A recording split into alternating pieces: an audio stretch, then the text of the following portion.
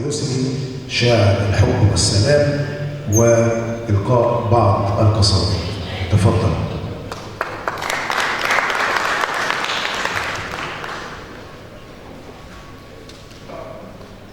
بسم الله الرحمن الرحيم. في البداية أنا بتشرف إن أنا موجود في هذا المكان العريق، وبتوجه بالشكر للدكتورة إيناس دياب على كل ما تقوم به من دعم لحركة النشاط الفني والثقافي. وأقدر أقول بدون مبالغة إن مركز الحرية للإبداع أصبح اسماً على مسمى. هبدأ مشاركتي بموال صغير من مواويل ديوان البحر، موال البحر عن بيرام التونسي.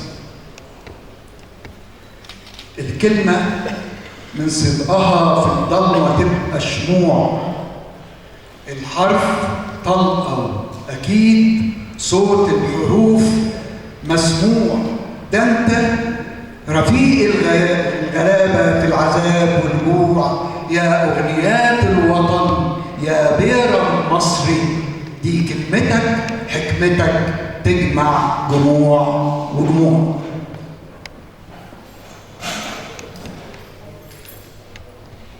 السيرة الذاتية لأي علم من الأعلام ليست بعدد سنين الحياة، لكنها بقيمة ما تركه المبدع خلفه من أعمال أدبية وفنية. ما تركه مبدعنا الراحل شاعر الشعب بيرام التونسي كبير وعظيم وجميل. والسيرة الذاتية لبيرام أكبر من أن نستعرضها في دقائق، لكني سأحاول في إيجاز المرور على أهم محطات هذه السيرة الرائعة. ولد بيرام التونسي في حي السيالة بمنطقة بحر الإسكندرية عام 1893، ورحل عن دنيانا عام 1961. مثل الكثيرين من الأطفال التحق بالكتاب وتعلم مبادئ القراءة والكتابة، لكنه ترك الكتاب لأنه لم يقبل قسوة شيخ الكتاب في التعامل مع الأطفال. تعلق الصبي بكل ما يقع تحت يديه من كتب الأدب والشعر والقصص الشعبي. أول ما نشره بيرام التونسي هي قصيدة المجلس البلدي، اعتراضاً على الضرائب الباهظة التي فرضها المجلس على منزله.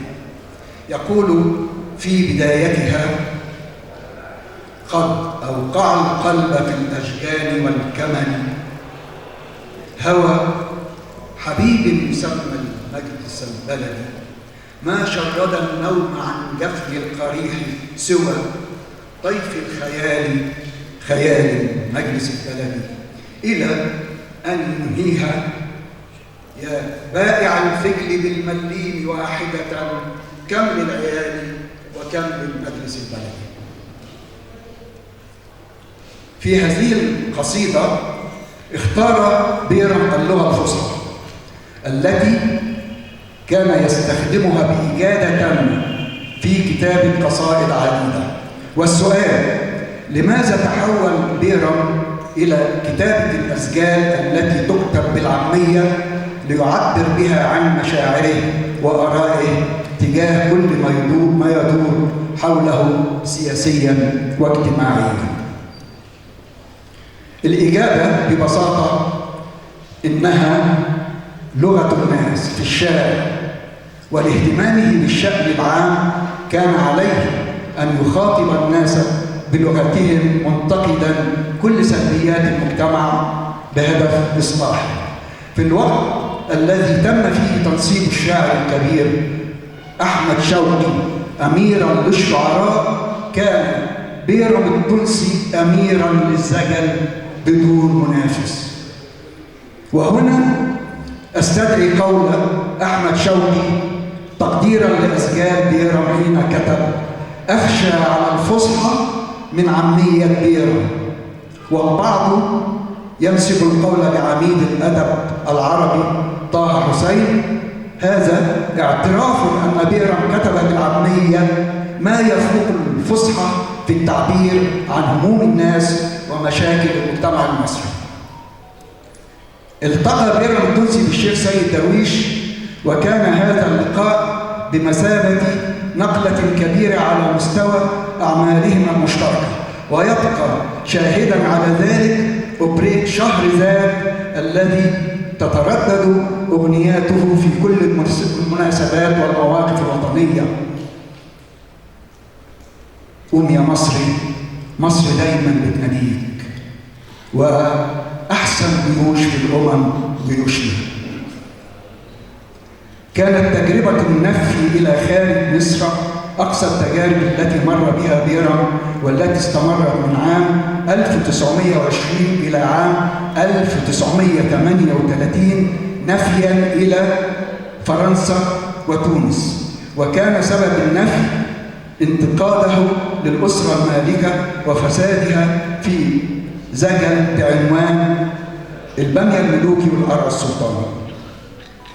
عاد بيرم إلى مصر متخفياً، ونزل في ميناء بورسعيد، وأقنعه أصدقائه بكتابة زجل يشبه الاعتذار للملك فاروق الذي أصدر لاحقاً قراراً بالعفو عنه.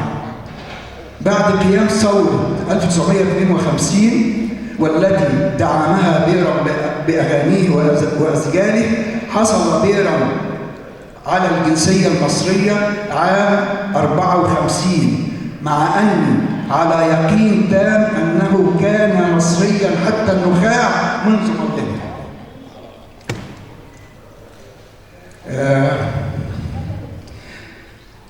بعد عودته تفرغ بيرم للكتابة في الصحف والمجلات، وكتب مئات الأغنيات للمطربين في ذلك الوقت. والتقى أم كلثوم عام 1940، وكان تعاونه معها علامة فارقة، حيث قدم الإثنان للأغنية المصرية أغنيات لم يخلو صداها حتى الآن. وكانت آخر أعمالهما أغنية هو صحيح الهوى غلاب من ألحان زكريا أحمد، التي قدمتها أم كلثوم في 1/12/1960. ورحل بيرم في يناير 1961، ولحق به رفيقه في فبراير من نفس العام. إن الزمن ضنين بأمثال هذه العبقرية التي لا ينفق منها بغير حساب. واسمحوا لي أختتم هذه المداخلة بزجل قصير إهداء لروح بيرم التونسي.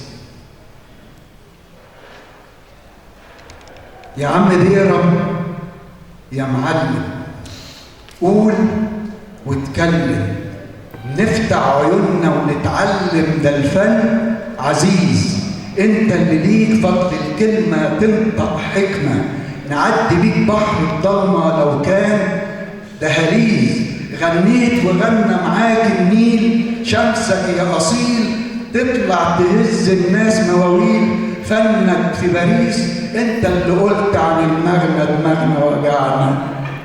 ولو نفكر في المعنى واضح ووجيز، وقلت يا مدقيق اسكوت او وطوا الصوت، احسن هناك ويهد بيوت من غير تمييز، طلعنا نشرب من فنك ناخد عنك، وكل ما نقرب منك نرجع تلاميذ.